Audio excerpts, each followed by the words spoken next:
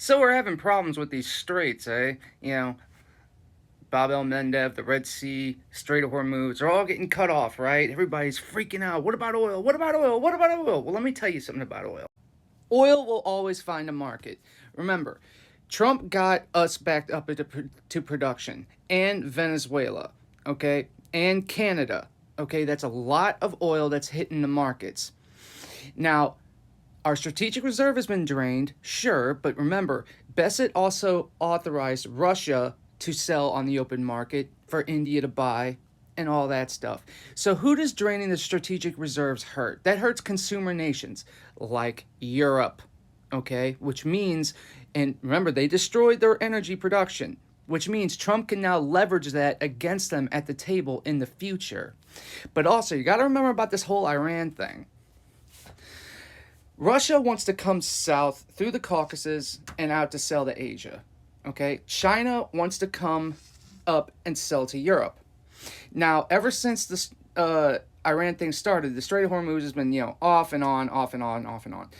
They never should have agreed to the Memorandum of Understanding unless they were going to sink all the ships that they had trapped in there. So they agreed to it. All those ships escaped. Now they ain't coming back. So Iran screwed themselves this time royally.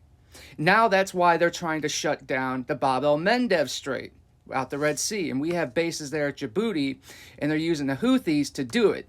And remember, that's when Saudi Arabia started to use that other pipeline to send out to the Bab el-Mandeb Strait. So now those two straits are being attacked, right? And everyone's freaking out. What the hell's oil going to do? But watch this. Wouldn't it be something if now, because both of those straits are now as shown as, not secure, guess who becomes the exporter? Israel. Imagine it. The Muslim oil from all the Gulf nations, they normalize with the Abraham Accords, set up terminals in Israel, which means now Israel is geopolitically stable.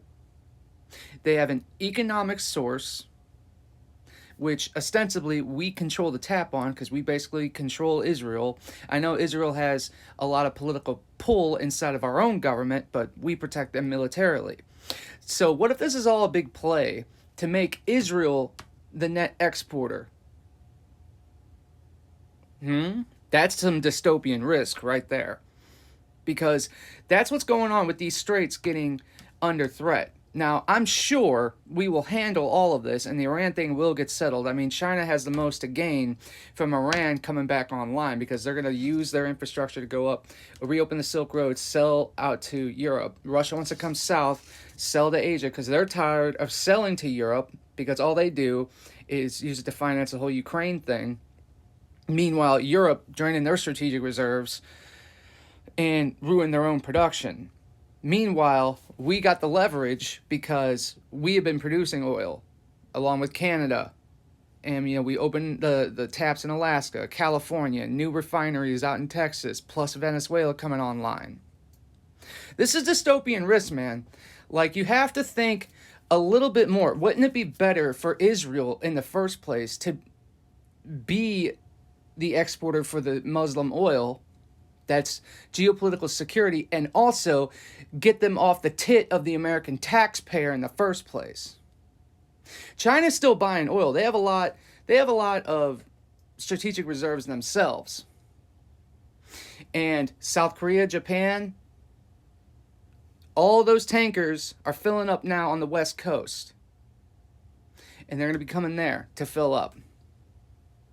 I'm sure this thing will get settled, but we have to pay attention to the geopolitical realignments and what the Abraham Accords mean for the Gulf. So remember, this is dystopian risk. Follow, tip, subscribe. Go to my X account, Vincent SCO 72192. Thanks.